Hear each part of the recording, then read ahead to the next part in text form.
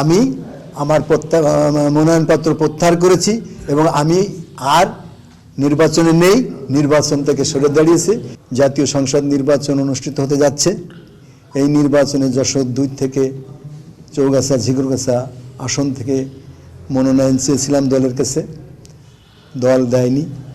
দল মনে করেছে আমার থেকে যোগ্য, দায়িত্বশীল, যারা বিজয় করতে পারে এমন প্রার্থী দেওয়ার দরকার। সেই ক্ষেত্রে দল সাবেরা সুলতান মুন্নিকে মনোনয়ন দিয়েছেন।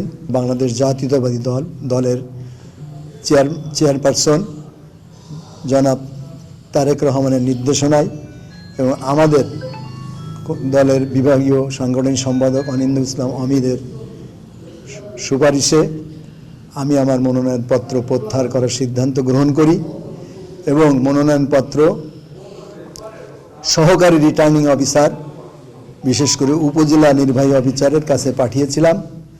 উনি তখন দপ্তরে ছিলেন না। ওনাকে 6 বার মোবাইল দেওয়ার পরে উনি আমার মোবাইল রিসিভ করে বলেছেন যে ওখানে রাখেন, আমি এসে আপনার লোকের কাছ থেকে রিসিভ করব। যথারীতি আমার মনোনয়ন প্রত্যাহারপত্র উনি রিসিভ করেছেন। রিসিভ করে মোবাইলে দেখেন যে নির্বাচনী আর্টিকেল 8-এ যে উনি নাকি মনোনয়নপত্র গ্রহণ করার মনোনয়ন প্রত্যাহার করার পত্র গ্রহণ করার এখতিয়ার রাখেন না। তখন উনি এই রিসিপ্টটা কেটে উনি আমার এই পত্র ফেরত দিয়েছে। যখন ফেরত দিয়েছে তখন আর রিটার্নিং অফিসারের কাছে আসার সময় আমার ছিল না।